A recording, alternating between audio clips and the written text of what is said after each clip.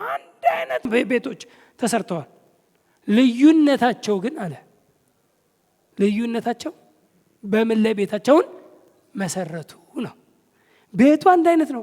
ይሄም በጌታ ነው፣ ይሄም በጌታ ነው። ይሄም እግዚአብሔር ልጅ ነኝ ይላል፣ ይሄም እግዚአብሔር ልጅ ነው። ምንም በቀስታቸው አንድ አይነት ናቸው። ችግሩ የሆነች ሙቀት ሲመጣ፣ የሆነች ንፋስ ስትመጣ፣ የሆነች ዝናብ ስትመጣ፣ የሆነች ነገር ሲመጣ የጸኑበት መሰረት ይፈተሻል። ጉድ ኒውስ ሚዲያ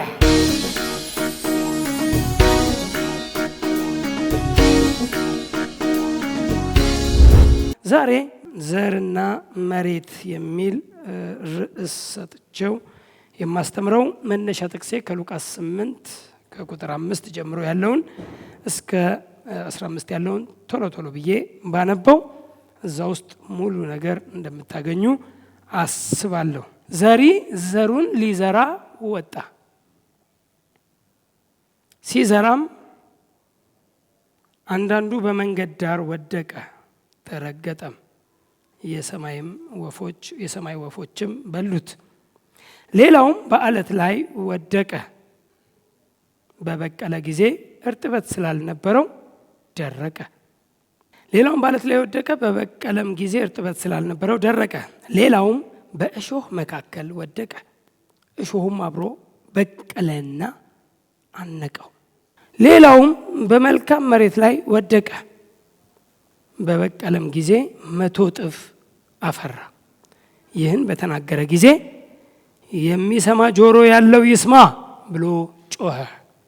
በጣም ብዙ ቦታ ላይ ራእይ ላይ ብታዩ ምን ላይ በቃ የሚሰማ ጆሮ ያለው ምን ማለት ነው? በጣም ፔይ አቴንሽን እያለ ነው። እና በጣም ለአቴንሽን ክፈል ነው። በጣም ፔይ አቴንሽን ስጥ። የሚሰማ ጆሮ ያለው ይስማ። ዝም ብዬ አይደለም ያወራሁት፣ በደንብ ስሙት እያለ ነው። እያወራ ያለው ስለ ዘሪው ነው። ዘር ሊዘራ ወጣ፣ እንዲህ ይዞ በት ነው። ሲዘራም ዘሩ የተለያየ ቦታ ላይ ወደቀ አለ።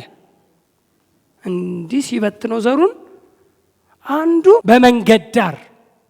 በመንገድ ዳር የሚለው ምናልባት እርሻ ሲታረስ በእርሻ መካከል ካያችሁ ቀጭን መንገድ የሚሄዱባት እህሉን እየረጋገጡ እንዳይሄዱ ቀጭን ፓዛለች። በቃ ውስጥ እየሄዱ ለማረምም ምንም ሄዶ ለማየትም ምንም አውሬ ቢገባም የተለያየ ነገር እንትን ለማድረግ ብቻ ቼክ የሚያደርጉበት ቀጭን መንገድ፣ እሷ ላይ እንዲህ ዘሩን የሚዘራው ወደ እርሻው ነው። ግን እንዲህ ሲዘራው ግን ብትን ሲል ዘሩ የተለያየ ቦታ ወደቃልና አንዱ የወደቀው እሷ መንገድ ላይ ነው። በመንገድ ዳር የሚለው እሷ ላይ ነው። ፓዟ ላይ ያቺ ፓዝ ላይ እዛች ላይ ሄዶ ዘሩ ወደቀ አለ። ሁለተኛው በአለት ላይ እንዲህ ሲያደርገው ከእርሻው ወጣ ብሎ ያለ ወይም ድንጋያማ ማለት ነው። ድንጋያማ ጭንጫማ ወይም በአለት ላይ ወደቀ ዘሩ። ሁለተኛው እዛ ድንጋይ ላይ ወደቀ አለ። አንደኛው መንገድ ላይ አለ። ሶስተኛ መጣና በእሾህ የሚበቅል ቦታ ላይ ወደቀ እና እሾሁም አብሮ አደገና ይላል።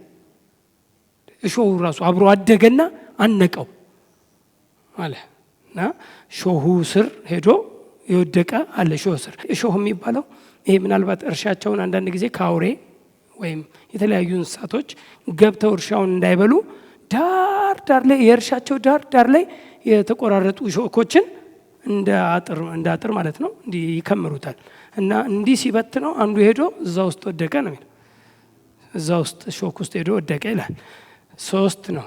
አራተኛው በመልካም መሬት ወይም በመልካም እርሻው ላይ በመልካም መሬት ላይ ደግሞ ወደቀ አለ እና ይህን ከተናገረ በኋላ ጆሮ ያለው የሚሰማ ጆሮ ያለው ይስማ ብሎ ጮኸ። ደቀ መዛሙርቱም ይህ ምሳሌ ምንድን ነው ብለው ጠየቁት።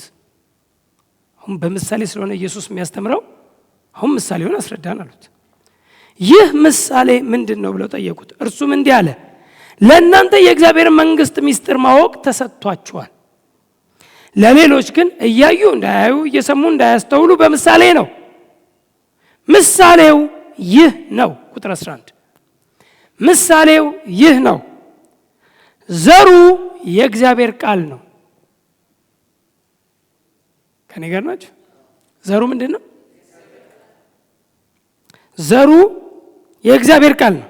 ዘሪውን አልተናገረም። ያው ዘሪው በተለያየ አይነት ሁኔታ ይዘራል። የተለያዩ ሰዎች ይዘራሉ። ግን የሚዘሩት ግን ማንን? የእግዚአብሔርን ቃል ማለት የእግዚአብሔርን ቃል የሚናገሩ ሰዎች፣ የእግዚአብሔርን ቃል የሚነግሯችሁ ሰዎች ሁሉ ዘሪ ናቸው። የሚዘሩት ግን የእግዚአብሔርን ቃል ነው አለ። ዘሩ የእግዚአብሔር ቃል ነው አለ። ሲተረጎመው እኮ ነው ምሳሌውን። ዘሩ የእግዚአብሔር ቃል ነው። በመንገድ ዳርም ያሉት የሚሰሙ ናቸው። ከነዚህ በኋላም ዲያብሎስ ይመጣል፣ አምነውም እንዳይድኑ ቃሉን ከልባቸው ይወስዳል። በአለት ላይም ያሉት ሲሰሙ ቃሉን በደስታ የሚቀበሉ ናቸው። እነርሱም ለጊዜው ብቻ ያምናሉ እንጂ በፈተና ጊዜ የሚክዱ ስር የሌላቸው ናቸው። በእሾህ መካከልም የወደቀ እነዚህ የሚሰሙ ናቸው። መንገዳቸውንም ሄደው በሕይወት ዘመን በሐሳብና በባለጠግነት ምቾት ይታነቃሉ፣ ሙሉ ፍሬም አያፍሩ። በመልካም መሬት ላይ የወደቀ እነርሱ በመልካምና በበጎ ልብ ቃሉን ሰምተው የሚጠብቁት በመጽናትም ፍሬ የሚያፈሩት ናቸው። ዘጋው። ስለዚህ ዘሩ አለና ዘሮቹ አላለም። ዘሩ አንድ አይነት ነው። ዘሴም ነው። በቃ ሲዱ ዘሩ አንድ ነው፣ የእግዚአብሔር ቃል። መሬቱ ግን ቅድም ወደቀ ያለውን ግን የሰው ልብ ነው አለ። 4 አይነት የሰው ልብ አለ ማለት ነው። 4 አይነት ሰዎች አሉ ማለት ነው። ዘር የሚወድቅባቸው ዘሩ የሚወድቅበት ዘሩ አንድ አይነት ነው። እኩል ነው የምትሰበከው። ለምን እኩል ፍሬ አላፈራንም? እኩል ሰምተን አንዳንድ ጊዜ እኩል ጌታንም ተቀብለን እኩል ከሱ ጋር ከሷ ጋር እኩል ጌታን ተቀብለን ጌታን እኮ አብረን የተቀበልነው የተጠመቅነው እኮ አብረን ነው ተብሎ እንደዚህ ምናምን ተብሎ ወደ ውጤት ስትመጡ ግን እኩል ውጤት የላቸውም። ወይም አንዳንድ ጊዜ እኩል ቸርች ሁሉ ጊዜ አቴንድ ያደርጋሉ፣ ይገኛሉ፣ ይማራሉ። እኩል ውጤት ግን አይታይም። ለምን ሲባል በ4 አይነት የልብ አይነቶች የእግዚአብሔር ቃል ነገረን። አንደኛው የመንገድ ዳር ነው ወይ መንገድ ነው፣ መንገዳማ ልብ ነው አለ። እዛ ላይ የሚወድቀው አለ ማለት ምን ማለት ነው? መንገዳማ ማለት ከሩቅ ዘሯ ትታያለች መንገድ ላይ ስለሆነ። አሁን አንዲት በቆሎ አምጥቼ እዚህ ጋር ባስቀምጥ ሁላችሁም ታዩታላችሁ እዚህ ጋር። ለምን? ጠፍጣፋ ነው፣ መንገድ ነው። መንገድ ላይ ቁጭ ያለች ዘር ከሩቅ ትታያለች። መንገድ ላይ የወደቀ የሚለው ያ ነው። ለሚዘራው ዘር ቫልዩ ማይሰጥ ማለት ነው። ዘሩ ወድቆበታል፣ ግን ልክ እንደ መልካሙ እርሻ አፈር ውስጥ የሚደባልቀው አይደለም። መልካሙ እርሻ የተባለው የተቆፈረ የተለሰለሰ ዘር የሚጠብቅ ልክ ዘር ሲመጣ ወደ ውስጥ የሚያገባ እንዳልበድልህ እንዳለው ዳዊት ቃልህን በልቤ ሰወርኩ። እንዳልበድልህ ቃልህን በልቤ ሰወርኩ። የሚሰውር መሬት አለ ማለት ነው። የሚሰውር ሰው አለ ማለት ነው። ቃሉን የሚሰውር ቃሉ እንዲያፈራ አፈር ውስጥ የሚቀላቅል ቃሉ በብዙ ፍሬ እንዲለወጥ የሚደባልቅ ሰው አለ። እሱን ነው ዛሬ በደንብ ማወራው። ነገር ግን እንደ መልካሙ እርሻ የማይደባልቅ እንደ መንገዳማው ልብ ዝም ብሎ ከላይ ብቻ የሚይዝ ይታያል። ዘሩ ሲወጣ የሚረሳው፣ ሲወጣ የሚጠፋበት፣ ሲወጣ የሚያሰርቅ። እዚህ ጋር እንደዛ ነው ያለው። ቁጥር 12 በመንገድ ዳርም ያሉት የሚሰሙ ናቸው። ከዚህ በኋላ ዲያብሎስ ይመጣል። ልክ ቃሉ ሲዘራ ዲያብሎስ ይመጣል፣ አምነውም እንዳይድኑ ቃሉን ከልባቸው ይወስዳል። አምነው እንዳይድኑ። አምነው የመዳን ኃላፊነት የነሱ ነው። ግን አምነው እንዳይድኑ ቃሉን ከልባቸው ላይ ምን ያደርጋል? ይወስዷል። ለምን? ከሩቅ ይታያላ። እንደውም በማርቆሱ እንደውም ወፏ መጣ በላቸዋል አይደል? በመንገድ ዳር የወደቀውን ወፏ ከሩቅ እንዲህ ስታይ ሾክ ውስጥ ያለውም አልታያትም። ጭንጫው ላይ የሚወደቀው ጭንጫ ማለት ድንጋያማ አፈር ማለት ነው። ድንጋይ እየበዛበት እንጂ እንደው ጀስት እንትን አይደለም። እና እዛ ላይ የሚወደቀው አልታያትም። እንዲህ ስታይ ከአራቱ ያየችው መንገድ ላይ ያለችው ሴት ታየቻት። ስለዚህ ወፏ ሄዳ እሷን በላቸዋል። ያችን ወፏን ሲተረጉም ምን አለ? ዲያብሎስ ነው አለ መጥተው አምነው እንዳይድኑ። ካመንክበት በዛ ነገር ትድንበታለህ፣ በዛ ነገር ታተርፍበታለህ። የምታምነው ቃል አንተን ያድናል፣ ከየትም ነገር ያድናል። አምነው እንዳይድኑ ቃሉን ከልባቸው ላይ ይወስዳል። ከልቡ ላይ የሚያሰርቅ ሰው አለ። ሰምቷል፣ የሚያሰርቅ የሚሰረቅበት የሚወሰድበት። አልሰማም ወይ? ሰምቷል። እኩል አይደል እንዴት ተሰበክ ነው? አዎ እኩል እንዴት ተሰበክ ነው? እኩል አይደል እንዴ ዘሩ የወደቀው? አዎ እኩል ዘሩ ወድቋል። እሺ የዘሩ አይነትስ ይለያያል? አይለያይም። ዘሴም ነው፣ አንድ አይነት ዘር ነው። ግን ምንድነው? የመሬቱ ጉዳይ ነው። መሬቱ መንገዳማ ልብ ነው። ለመቀበል ያለው ዘሩ እንዲያፈራ በዘሩ ብዙ ፍሬ ለማፍራት ብዙ ፍሬን ለማምጣት ፈቃደኛ ያልሆነ ልብ አለ። የሰው ልብ ነው የማያፈራ ብዙ የማያፈራ ምን ብዙ የማያፈራ ገና ሲወጣ እኮ አለ ሲወጣ መጥቶ አለ ወፏ መጣ ከልቡ ላይ ወሰደችው ሰይጣን መጥቶ ወሰደበት። አምኖ እንዳይድን በዛ ነገር አምኖ ውጤት እንዳያመጣበት አምኖ ፍሬ እንዳያፈራበት መጥቶ ዘሩን ዲያብሎስ አታኩ በደንብ እንደው እችን ስሙኝ። ዲያብሎስ አታክ የሚያደርገው ሁልጊዜ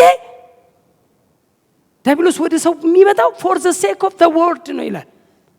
ስለ ቃሉም ይላል ዲያብሎስ ሁልጊዜ ሲመጣ ማርቆስ 24 ላይ ሄዳችሁ ስለ ቃሉም ፈተና በመጣበት ስለ ቃል ሁልጊዜ የሚመጣው ቃል ለቃል ነው። ዲያብሎስ የሚመጣው ቃል ለመስረቅ ነው። ለምን? ቃል ካለ አሸናፊ ነህ። የእግዚአብሔር ቃል ያለው አሸናፊ ነው።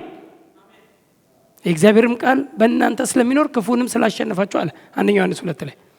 የእግዚአብሔርም ቃል በእናንተ ስለሚኖር ክፉንም በቃ የምናሸንፍበት መሳሪያችን የእግዚአብሔር ቃል ነው። የእግዚአብሔር ቃል ካለ ብራዘር አንድ ነገር ልንገር፣ ቃል በስነ ስርዓት ሄደ በኋላ በደንብ ተናርጓል እያሰላሰልክ እንትን እያልክ እያጠና በደንብ እያበዛ ምን እያልክ እየተደሰትክ ምናምን የምትወስድ ከሆነ ብዙ ፍሬ ከማፍራት ያለፈ በምንም ነገር የማይሸነፍ ማንነት ይኖራል። አትሸነፍም። ሁልጊዜ ዊነር ትሆናለህ። አሸናፊ ዊነር እንዳታሸንፍበት። ስለዚህ መጥቶ ከልባቸው ላይ ያችን የተዘራችውን ቃል ምን ያደርጋታል? ይወስዳታል። አምነው እንዳይድኑ እንዳያተርፉበት እንዳያፈሩበት። በአለትም ላይ ያሉት ሲሰሙ ቃሉን በደስታ የሚቀበሉ ናቸው። ደስ ብሏቸው በደስታ መቀበል እኮ መጽሐፍ ቅዱሳዊ ነው። በኋላ እመጣለሁ። ዝናብና በረዶ ከሰማይ እንደሚወርድ ኢሳይያስ 55 ቁጥር 10 ዝናብና በረዶ ከሰማይ እንደሚወርድ ምድርንም እንደሚያረካት። የመጀመሪያው ዝናብና በረዶ በምድር ላይ ሲወርድ የመጀመሪያው ነገር ምድር ትረካለች። ምድርንም እንደሚያረካት። በእግዚአብሔር ቃል ካልረካ በእግዚአብሔር ቃል ካልተደሰትክ በምንም አትደሰትም። የእግዚአብሔር ቃል ስትማሩ መደሰት አለብን። ልብን ማሞቅ አለበት። መደሰት ጤናማነት ነው። ልክ ነው። መጽሐፍ ቅዱሳዊ ነው።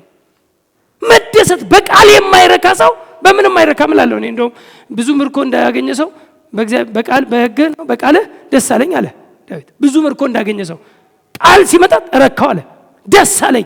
ብዙ ምርኮ እንዳገኘ በቃል የማይረካ በብዙ ምርኮ የማይረካ ምንም ቢያገኝ አይረካም። የርካታ ምንጩ ልቡ ስለሆነ እሱ ጋር ስለሆነ፣ ስለዚህ ለመደሰት ለመርካት ቃሉ ሲመጣ ዋው ዋው እያልክ እየተደሰቱ መስማት ጤናማነትና ትክክለኛነት ነው። ግን የመጀመሪያ ስቴጅ ነው። በደንብ እመጣለሁ በኋላ በደንብ ስለመጣ። ምክንያቱም ይሄ ምን አለ? በአለት ላይም ያሉት ቃሉን ሲሰሙ በደስታ የሚቀበሉ ናቸው። ትክክል ናቸው እኮ አለ። እነርሱም ለጊዜው ብቻ ያምናሉ እንጂ በፈተና ጊዜ የሚክዱ ስር የሌላቸው ናቸው። ስር ልስደድ ሲል ዘሩ ድንጋይ ነው። ድንጋያማ እርሻ ነው። አለታማ እርሻ ነው። ጭንጫ ነው። ስር ልስደድ ቢል ድንጋዩ እንትን አያደርገውም፣ ስር አይሰድም። ልቡ ጊዜያዊ ነው። ለጊዜው ይኸው ለጊዜው እኮ አለ። ለጊዜው ብቻ ያምናሉ እንጂ በፈተና ጊዜ የሚክዱ የሚገርም ነው። በፈተና ጊዜ የሚክድ አለ ማለት ነው።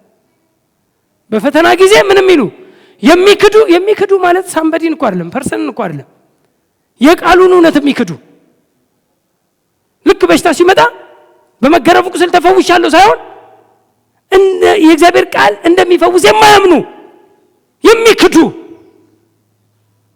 ቃሉን ራሱ የሚክዱ በፈተና ጊዜ የሚክዱ ታው ይሄ አይሰራም ይላል። ለጊዜው ግን ፕሬዝ ጋድ ብሎ ሰምቷል። ልክ የሆነ ፈተና ሲመጣ ሙቀት ፀሐይ ስትመጣ ግን የሆነች ሙቀት ስትመጣ ታው አይ እግዚአብሔር ቃል የሚባለው ነገር ይቀር ምናምን ይላል። ሌላ ነገር ቢሞክር በቃ ነስሮ ክሊኒክ አለ ሰፈሩ ላይ ጥሩ ነው፣ ምንም ችግር የለም። ወደ ሕክምና መሄድም መጥፎ ነው እያልን አይደለም። ግን እንደው እስቲ ለእግዚአብሔር ቃል እንደው እስቲ ቦታ መስጠት ምን አለበት? ቶሎ የሚታየን ቶሎ ብርት ብሎ የሚታየን ያመንከው እሱን ነው። የሆነ ችግር ስትመጣ ብርት ብሎ የሚታየ ቦግ ብሎ የሚታየ ልክ የሆነ ነገር ቃሉ እስቲ አሜን። አልክደውም ቃሉን። የእግዚአብሔር ቃል እውነት ነው፣ የሚሰራም ነው። በቃሉ ጌታ ይባረክ። እና ለጊዜው ብቻ ያምናሉ። ስር የማይሰዱ ናቸው። ለጊዜው ብቻ ነው የሚያምኑት። ፈተና ሲመጣ ችግር ሲመጣ የሚክዱ ስር የሌላቸው ናቸው አለ። ሶስተኛውም መጣ። በእሾህ መካከልም የወደቀ እነዚህ የሚሰሙ ናቸው። በጣም እነዚህ ደግሞ ሶስተኛው ዘር መሬቱ በእሾህ መካከል የወደቀችው ቅድም እሾህን ነግሬያቸዋለሁ። ሄዳ ስትወድቅ መሬት አግኝታለች። ድንጋይ አይደለም ያገኘችው፣ መሬት እኮ አግኝታለች። ቆንጆ መሬት አግኝታለች። ዘሯ ጥሩ መሬት አግኝታለች።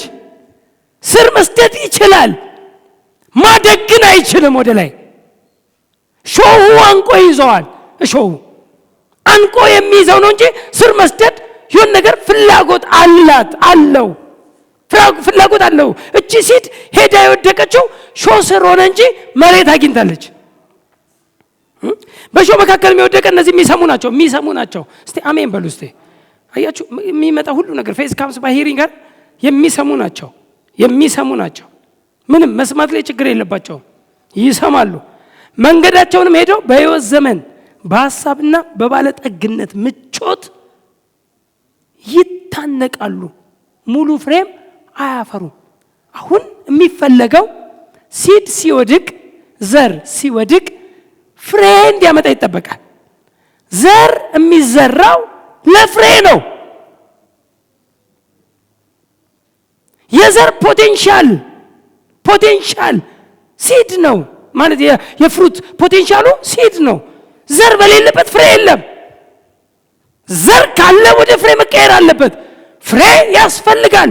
ለፍሬ ነው። ማንም ሞኝ ገበሬ የለም። ማንም ሞኝ ዘሪ የለም። ዘር ሊዘራ ሲወጣ ዝም ብሎ አስፋልት ላይ ዘርቶ አይመጣም። ስንዴውን አውጥቶ በቃ በክረምት እንትን አደርጋለሁ ምናምን ዘሯል ያለውን ስንዴ አውጥቶ አስፋልት ላይ ዘርቶ አይመለስም። ይሄም ሞኝ ገበሬ ነው፣ ጅል ነው፣ ምንም ውጤት ማያመጣለት። ስለዚህ ሁሉ ጊዜ ዘሪ ውጤትን ይፈልጋል። ለዚህ ነው የሚዘራው። ዘር ወደ ውጤት መቀየር አለበት። ይሄኛው መሬቱ ችግር ያልነበረውም በደስታ ተቀብሎታል። ይሰማል፣ ለጊዜው ያምናል። ስር ሊሰድም ፈለገ። ወደ ላይ ሊያድግና ወደ ፍሬ ሊቀየር ሲፈልግ ግን ምኑ ያዘው? እሾሁ ያዘው። የባለጠግነት ምቾት፣ የዚህ የዓለም ሐሳብ። አንዳንድ ሰው እግዚአብሔር ምንም ችግር የለበትም ብለናል። ይሄ ምንም የተረጋገጠ ነው። ችግር የለበትም እግዚአብሔር። አሁን ሁላችንም ቢሊዮነር ማድረግ ምንም ችግር የለበትም። ካስፈለገ ለጥቅም ያርገው እንጂ እግዚአብሔር ችግር የለበትም። ግን እኛም ማጣት ግን እግዚአብሔር አይፈልግም። በሰጠህ ነገር አንተ ማጥፋት አይፈልግም። አንተ ማጣት አይፈልግም። እንኳን አሁን ወደ እግዚአብሔር ስትሄዱ ተውት። እሺ እኛ እንኳን ለልጆቻችን አሁን ስም ብለን አሁን ሂድና ተዝናና ብለን 10,000 ብር እንሰጣለን፣ 20,000 ብር እንሰጣለን። ልጁ ማይሆን ቦታ ላይ ይወድቃል ነው የምንለው። ይጠፋብኛል፣ እኔ እኮ ከሰጠሁት ነገር በላይ እሱን ነው የምፈልገው እንላለን እኮ አይደል እንዴ? ልጅ ግን ጠንካራ ከሆነ ግን ስር የሰደደ ከሆነ ግን የማትሰጋበት ከሆነ ግን ምንም ትሰጠዋለህ። ምንም አትሰጋበትማ። ምንም ቢኖረው ለመልካም የሚያውል ለበጎ ስራ የሚያውል የሚውለውም እሱ በጎ መልካም ስፍራ ነው። አይጠፋብኝም እንላለን እኛ እንደ ሰው እንኳን እግዚአብሔር።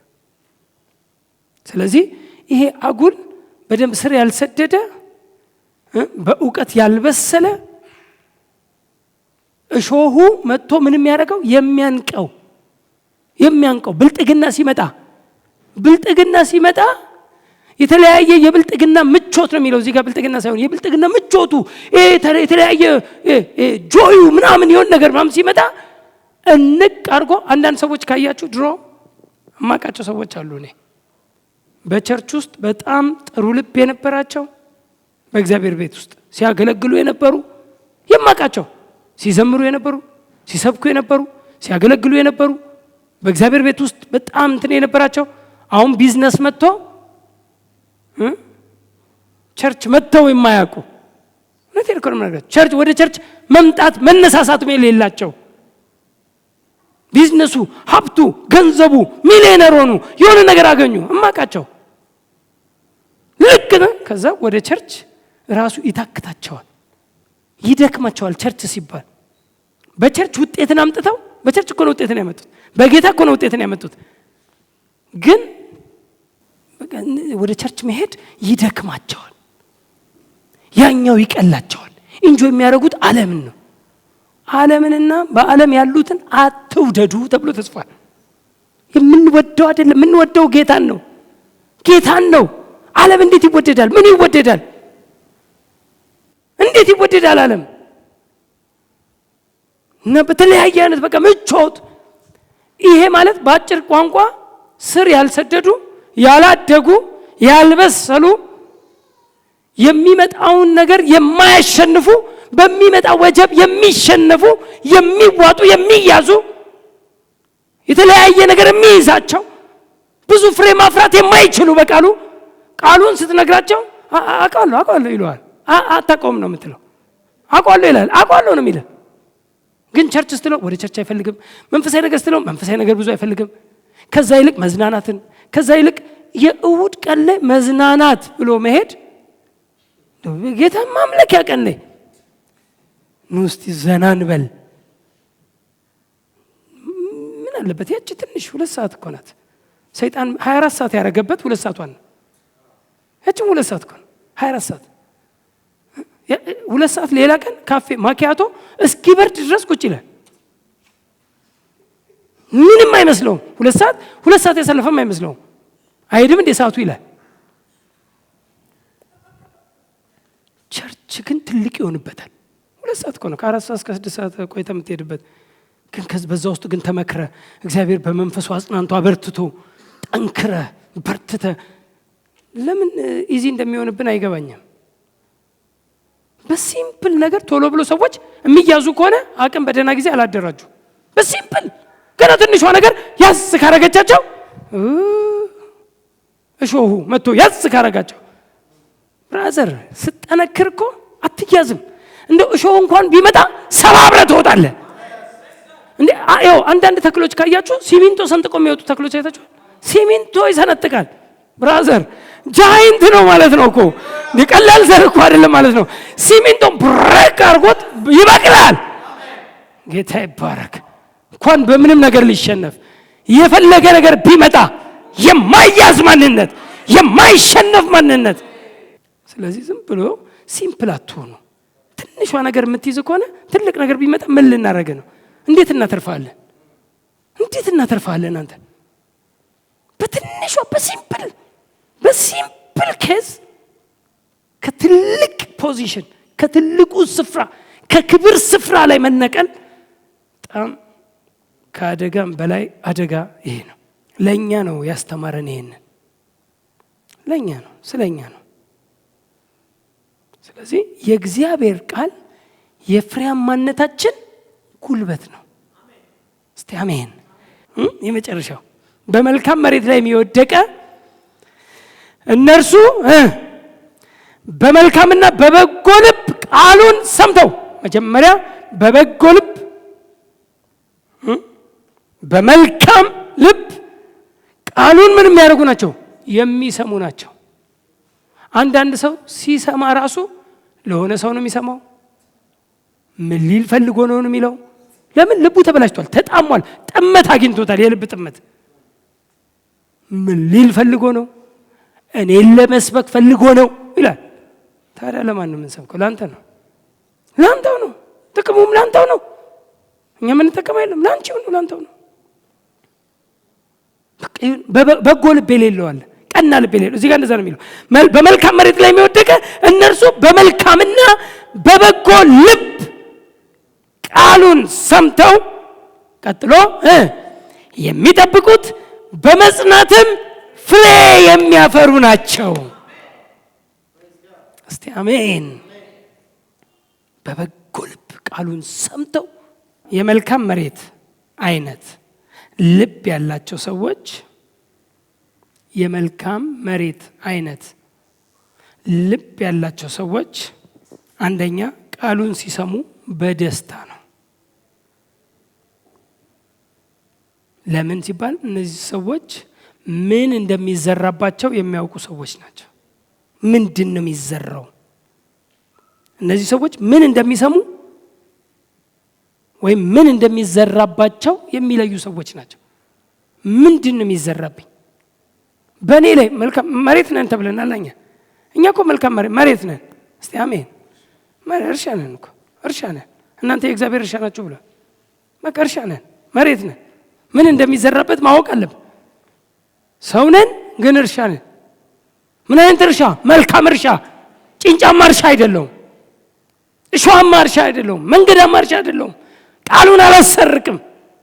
ቃሉን ከልቤ ማንም አይወስደውም። ቃሉን ምን የሚያደርጉ ናቸው አለ? ሲሰሙ በደስታ ነው። በደስታ የእግዚአብሔር ቃል በመልካምና በበጎ ልብ ቃሉን ሰምተው እንዳለው በደስታ የሚቀበሉ ናቸው።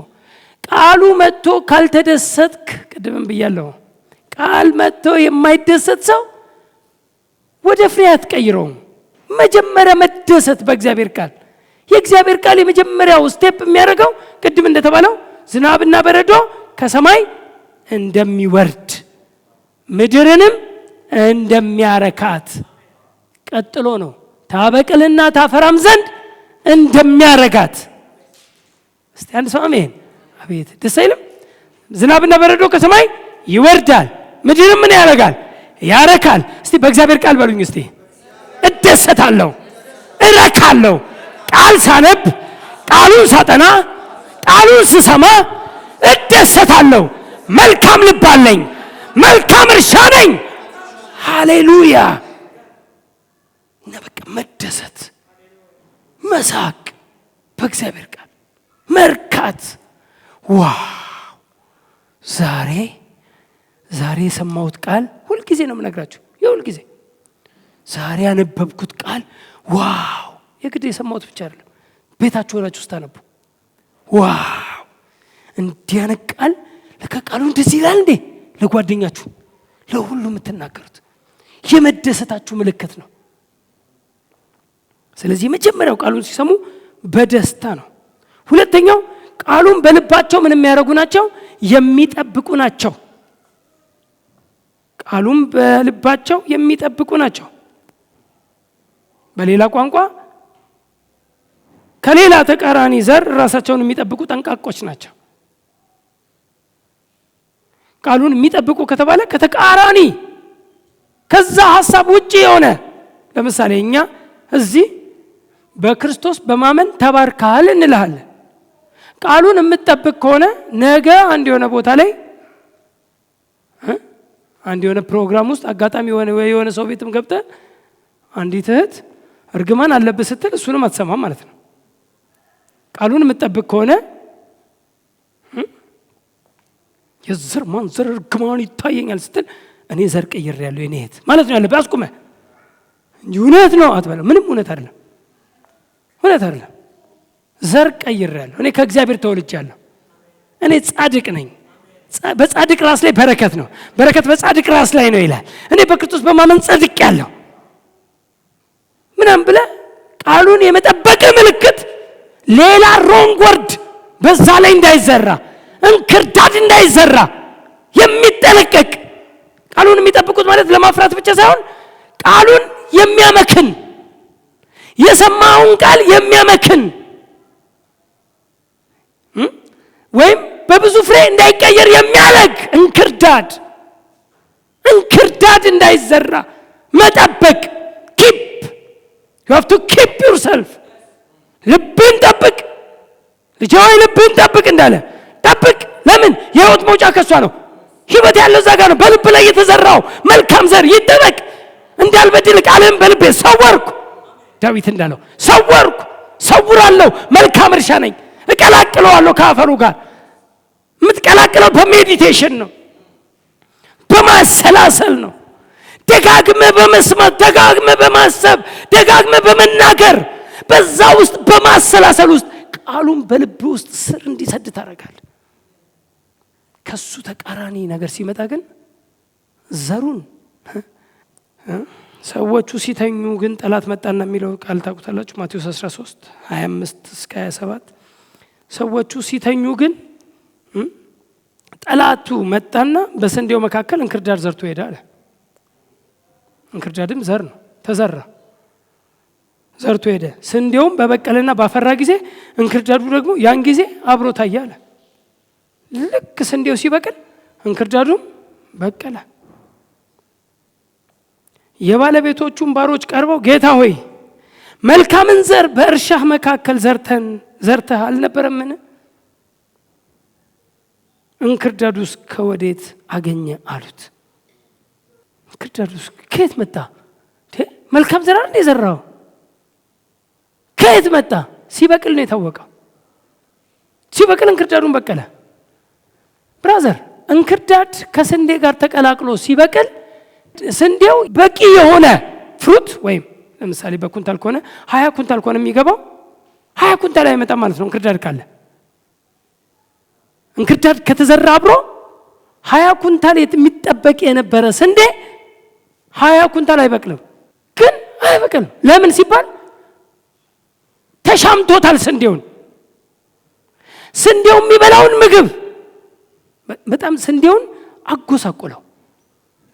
ከባህሪው እንክርዳድ ወይም አረም ብዙ ጊዜ አረም ይነቀላል። ካያችሁ ቶሎ ብሎ ነው አረም የሚነቀለውና ብዙ እንትን ሳያደርግና የተለያዩ አረሞች ወይም እንደዚህ አይነት እንክርዳድ የሆነ ነገር እኔ ስሰማ የራሳቸው ስር የላቸውም አሉ። ወይም ስራቸውን አፈር ውስጥ አይደለም፣ ሄዶ ከአፈር አይደለም ምግብ የሚወስዱት፣ ከአፈሩ አይደለም ምግብ ሲበሉ አረሞች ከአፈሩ ሳይሆን ከስንዴው ነው። ሄደው የሚተከሉት ስንዴው ላይ ነው። ሄደው የስንዴው ተክል ላይ ሄደው እነሱ ይተከላሉ። ከዛ ስንዴው ምግብ ከዛ ውስጥ ማዕድናትን፣ ውሃን ለራሱ ሲወስድ እነሱ ከእርሱ ላይ ነው የሚወስዱት። ይሻሙታል። የሚበቃውን ወይም ትክክለኛውን ፍሬ ወይም ትክክለኛውን ፕሮዳክት ውጤት እንዳያመጣ የሚያደርጉት እነሱ ምግቡን ስለሚሻሙት ነው። ስንዴው ከሌለ እንክርዳዱ አይኖርም። የእንክርዳዱ መኖር ስንዴው ላይ ነው የሚተከለው። ለዚህ ነው እኮ እንንቀለው አሉ። አንዴ እንንቀለው ሲሉ አይ ተውት አለ። እሱን ስትነቅሉት እሱን ነቅላለሁ ስትል ስንዴውንም አብረ ትነቅለዋለህ ተው አለ። ለምንድን ነው ስንዴው አብሮ የሚነቀለው? አረሙ እሱ ላይ ስለተተከለ፣ እሱ ላይ ሄዶ ስለበቀለ። አረሙን ነቅላለሁ ስትል ወይም እንክርዳዱን ነቅላለሁ ስትል ስንዴውም አብሮ ብድግ ነው የሚለው። ስለዚህ ተውት። በመከር ጊዜ አለ መከር በሚታጨድ ጊዜ ያኔ ታጭዶ የሚሰበሰበው ይሰበሰባል፣ ወደ እሳት ሄደው ወደ እሳት ይሄዳል ብሎ እሱ ሌላ ሚኒንግ ነው ትርጉም የተረጎመው። ግን እኛ ከሲድ ጋር እናውራው ብዬ ነው። እና አንዳንድ ጊዜም ካያችሁ አንዳንድ ሰዎች እኔ ይሄን ቃል ስለማውቀው ሁል ጊዜ ይመጣብኛልና አንዳንድ ሰዎች ያሉት ራሱ የሆኑ ሰዎች ስላሉ ነው። የሆኑ ሰዎች ልክ አንድ እሑድ ሲሰብኩ እነዛ ሰዎች በንጋታው ቲክቶክ ይሰራሉ። አረብ ናቸው እነዛ ስንዴዎች ከሌሉ እነዚህ መኖር አይችሉም። እንደዚህ ብሎ የሰበከ እሱ እኮ የሚሰብከው የለውም፣ የራሱ ስር የለውም፣ በራሱ ሳንባ አይተነፍስም። በሰዎች አገልግሎት ላይ ሁሌ ጥገኛ ሆኖ እየተከታተለ ሰዎቹ እንዲያቆሙ እኮ ነው፣ ፍሬ እንዳያፈሩ። እኔ አንዳንድ ሰዎች እንደውም የሀገር እንደዚህ እየተሰደቡ ምንም እየተረገሙ ምንም እያሉ ብዙዎች እያስባሏቸው እያሰደቧቸው እነሱ የሚቀጥሉ ሰዎች ደስ ይሉኛል። ባላውቅም እኔ እውነተኛነታቸውንና ትክክለኛነታቸውን አላውቀውም። እኔ መለኪያው እሱን ትተነው ነው የምለው። ግን አንዳንድ ሰዎች ግን የነዛ ሰዎች ባይኖሩ እነሱ አይኖሩም። እና እንግዲህ የእግዚአብሔር ቃል በልብ ውስጥ ምን የሚደረግ ነው? የሚጠበቅ ነው። ቃሉን መጠበቅ ማለት በአጭር ቋንቋ ቅድም እያለው ማሰላሰል ሜዲቴት፣ ቃሉ ደጋግመ ማሰላሰል ማመንዠግ ማለት ነው። አንዳንድ አመንዣጊ እንስሳቶች አሉ አይደል? ቃል ላይ ግርድፍ ወደ በሬዎች፣ ላሞች ምናምን ይበሉና ካያችሁ ይበሉና ሳር ይበሉና ማታ ሲተኙ ከሆዳቸው ውስጥ ድጋሚ ያወጡታል ወደ ጉንጫቸው። ለምን? ግርድፍ ወደ ሆድ ነው። ከዛ በኋላ በፕሮግራም ሰዓት ግርድፍ አድርገው ወደ ውስጥ ነው የምታስገባው። ከዛ በኋላ ግን የምታመነዥግበት ሰዓት ግን ያስፈልጋል። ይሄ ግርድፍ ነው። ለምን? ብዙ ነው የሚወራው እንዳያመልጥ። እችንም ጻፍ፣ እችንም ስምት እንደው ብትችል ቅድት አድርገህ ድጋሚ መስማት ምናምን አይደል እንዴ? ቶሎ ግርድፍ። ከዛስ እነዛ ከብቶች አንተ ስተኛ እነሱ ስራ አላቸው። ከወዳቸው ያደርጋሉ፣ ጉንጫቸውን ይሞሉና ሲያመነዥጉ አድቀው ድጋሚ ይወጡታል፣ ድጋሚ ያወጣሉ። አመንዣጊ እንስሳዎች የሚባሉ የሚያመነዥግ በቃ የሚያደርጉ የሚያልሙ በቃ የበሉትን እስኪልም ሰውነት እስኪሆን የሰማችሁትን ቃል ደጋግሞ ውስጥ የጻፈውን የሚያጠና ሰው ሄዶ የሚያነብ ሰው ደጋግሞ እዚህ እንኳን ሰምቶ ደግሞ ሄዶ በተለያዩ ሚዲያዎች ላይ ያሉትን ያንኑ ትምህርት ደግሞ የሚሰማ ይሄ ጀግንነት ነው። ይሄ ለማመንዠግ፣ ይሄ የማሰላሰል ባህሪ፣ ይሄ ቃሉ እሱ ጋር ስጋ እንዲለብስ የሚፈልግ ሰው ነው። ሰምቷል እኮ አብሮ እዚህ ጋር ቁጭ ብሎ ሰምቷል። ድጋሚ ሄዶ ግን በሚዲያ ላይ ዩቲዩብ ላይ ሲጫን ሄዶ ድጋሚ አወርዶት ቁጭ ብሎ ደግሞ ድጋሚ ይሰማል። እዛ ጋር በድጋሚ ሲሰማው የሆነ ወደ ሰውነት ሊያረጋው ድጋሚ በደንብ እንትን እያደቀቀ በደንብ እንትን እያረገ እና የእግዚአብሔር ቃል ዝም ብለን አንዴ ብቻ ብልት አድርገን ዝም ብለን የምንሯሯጠው የምንወጣበት ጉዳይ ሳይሆን የምናመነዥገው ሰውነት እስኪሆነን፣ አካል እስኪሆነን፣ ብርታት እስኪሆነን፣ አቅም እስኪሆነን፣ ፍሬም እስከምናፈራበት ለፍሬያማነት ነው እኛ ያለ ነው።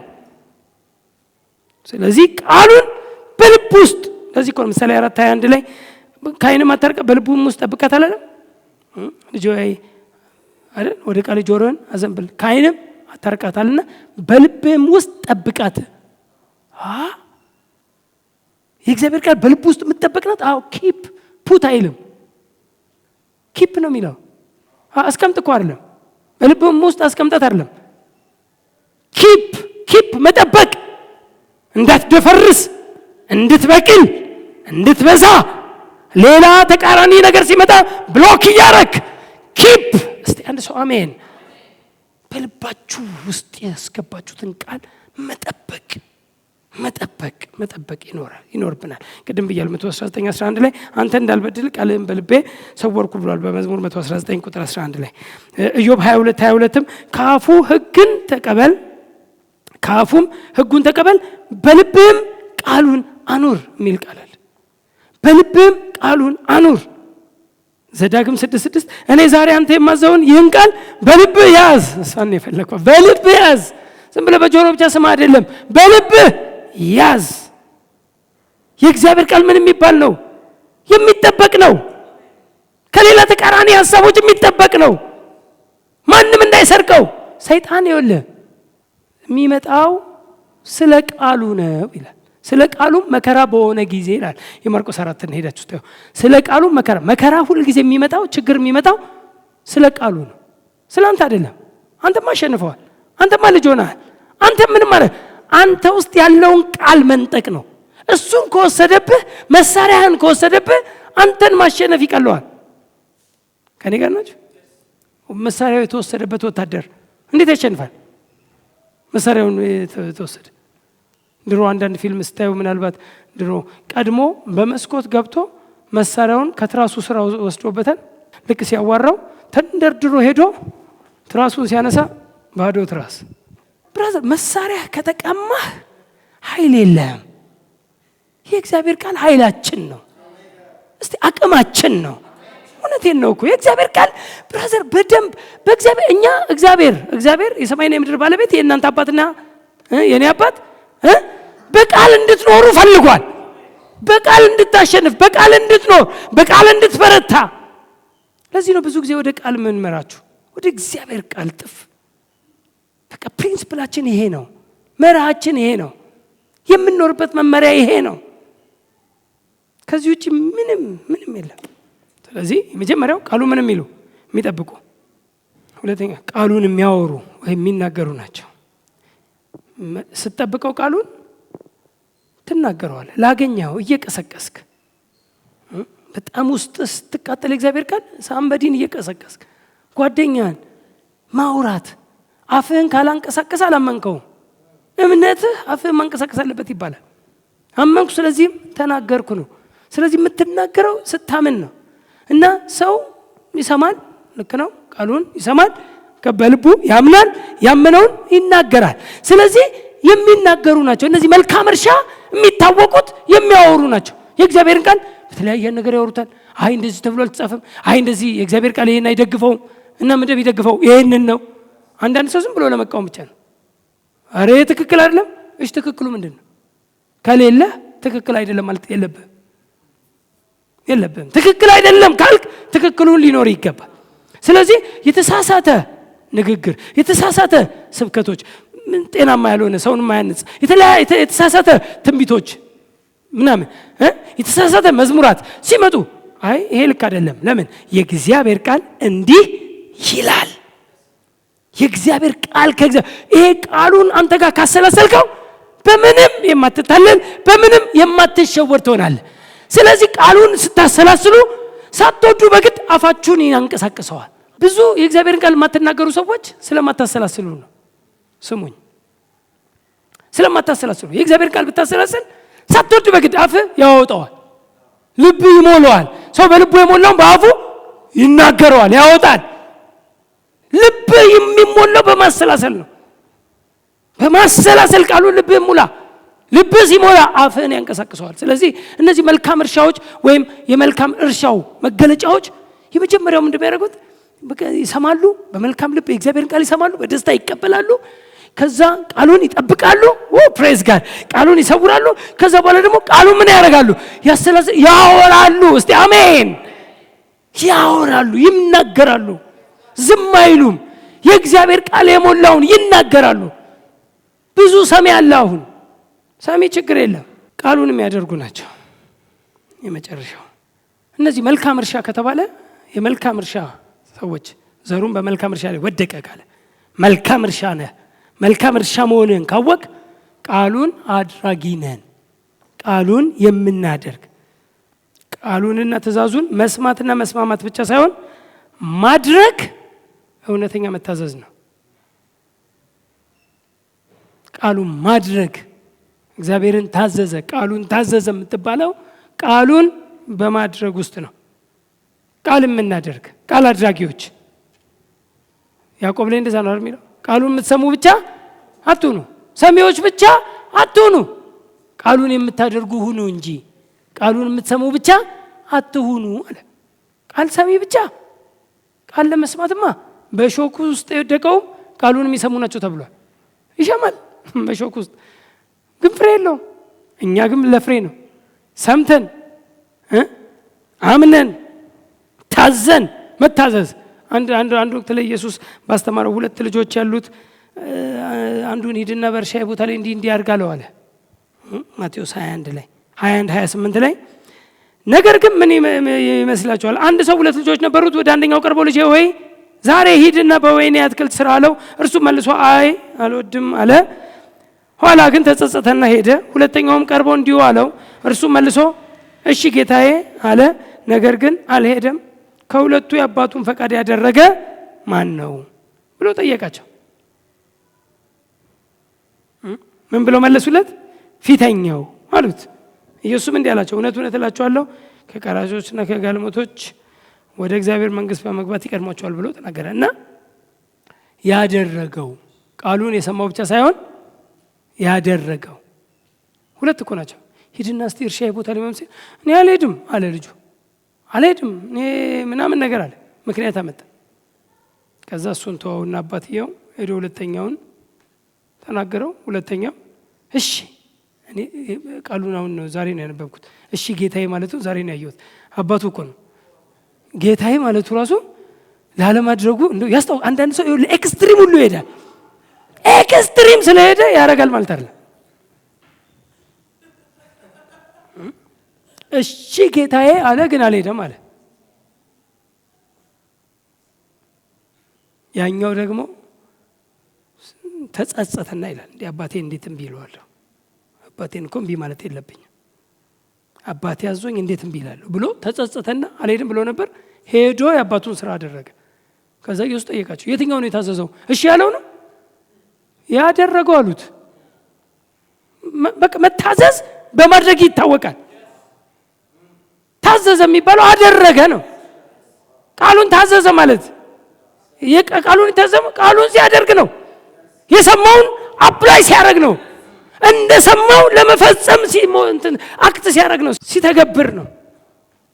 ሲሞክር የሚለውን ስለማንወደው ነው። ያው ሙከራ ያስወጣል። ሲሞክሩ ተዋጡ ነው የሚለው። ስለዚህ አንሞክርም እኛ። ጌታ ይባረክ። ለማድረግ የሚተጋ ነው ስናደርግ። በማቴዎስ 7 ላይ ቤቱን በአለት ላይ እየሰራ ነው አለ። ስለዚህ ይህን ቃሌን ሰምቶ የሚያደርገው ሰው ቤቱን በአለት ላይ እየሰራ ልባምን ሰው ይመስላል። በቃ በአለት ላይ ቤቱን መስራት የሚፈልግ ሰው በቃ ይሄው ሁለት ክርስቲያኖችን ነው የሚናገረው። በአሸዋ ላይ ቤቱን የሰራ በአለት ላይ ቤቱን የሰራ ሁለቱም ቤት ሰርተዋል። ሁለቱም አንድ አይነት ቤቶች ሊሆኑ ይችላሉ። አንድ አይነት ቤቶች፣ ይሄኛውም በሩ መስኮቱ የተቀባውን ይሄም ቀብቶት ይሆናል አለ። አንድ አይነት በሩ ቤቶች ተሰርተዋል። ልዩነታቸው ግን አለ ልዩነታቸው በምን ላይ ቤታቸውን መሰረቱ ነው። ቤቱ አንድ አይነት ነው። ጴንጤነቱ ይሄም ጴንጤ ነው፣ ይሄም ጴንጤ ነው። ይሄም በጌታ ነው፣ ይሄም በጌታ ነው። ይሄም እግዚአብሔር ልጅ ነኝ ይላል፣ ይሄም የእግዚአብሔር ልጅ ነው። ይሄም ሃሌሉያ ይላል፣ ይሄም ይላል። ምንም በቀስታቸው አንድ አይነት ናቸው። ችግሩ የሆነች ሙቀት ሲመጣ፣ የሆነች ንፋስ ስትመጣ፣ የሆነች ዝናብ ስትመጣ፣ የሆነች ነገር ሲመጣ የጸኑበት መሰረት ይፈተሻል። ሃሌሉያ ሲል የነበረው ሊጠፋ ይችላል፣ ሊገለበጥ ይችላል። ምንም እኛው ደግሞ ሊጸና ይችላል። ምንድነው ሲናገር ቃሌን ሰምቶ የሚያደርገው ሁሉ ቤቱን በአለት ላይ የሰራ ልባም ሰውን ይመስላል። ዝናብም ወረደ፣ ጎርፍም መጣ፣ ንፋስም ነፈሰ፣ ያንን ቤት ገፋው፣ በአለትም ላይ ስለተመሰረተ አልወደቀም። እስቲ አሜን። በጣም እኮ ደስ የሚል ይህን ቃልን ሰምቶ የማያደርገው ሰው ወይም ቤቱን በአሸዋ ላይ የሰራ ሰነፍን ሰው ይመስላል። ዝናብ ወረደ፣ ጎርፍም መጣ፣ ንፋስም ነፈሰ፣ ያንን ቤት መታው፣ ወደቀም፣ አወዳደቁም ታላቅ ሆነ። በቃ ታላቅ አወዳደቅ። ምንድነው ክርስቲያን እንዳይወድቅ የሚረዳው? በቃሉ ላይ መጽናት ነው፣ ወይም ቃሉን መተግበር ነው፣ ቃሉን ማድረግ ነው። ቃሉን አድራጊዎች ነን። ቃል ላይ መጽናት የሚጸኑትም ነው የሚለዋል። ነገር ግን መልካም እርሻ፣ አሁን እኔ የማወራው እነዛን ሶስቱን ትተናቸዋል። አሁን እኛ ስለ መልካም እርሻ ነው እኛ የምናወራው፣ ስለ መልካም እርሻ። መልካም እርሻ ምንድን ነው? መልካም እርሻ ምን ያርግ? መልካም እርሻ እንዴት ይገለጥ? ቃሉን በደስታ የሚሰሙት፣ እስቲ አሜን፣ የሚቀበሉ፣ ቃሉን የሚጠብቁ፣ የሚያሰላስሉ፣ ቃሉን የሚናገሩ፣ ቃሉን የሚተገብሩ የሚያደርጉ ቃል አድራጊዎች። እስቲ አሜን። አዎ በቃ ስለዚህ ይህም መልካሙን እርሻ ሳምንትም ቀጥላለሁ። ጌታ ይባረክ። እናንተ ግን መልካም እርሻ ናችሁ። የመልካም እርሻ መገለጫ ሁኑ። እስቲ አሜን። መልካሙ እርሻ በእናንተ ይገለጥ፣ ይታወቅ። ጌታ የሚፈልገው ዘሩ እየተዘራ ነው። እኩል ዘር ይወድቅብናል። እኛ ግን እንደ መልካሙ እርሻ በደስታ ቃሉን እንቀበላለን፣ ፍሬም እናፈራበታለን። አባት ሆይ እናመሰግንሃለን።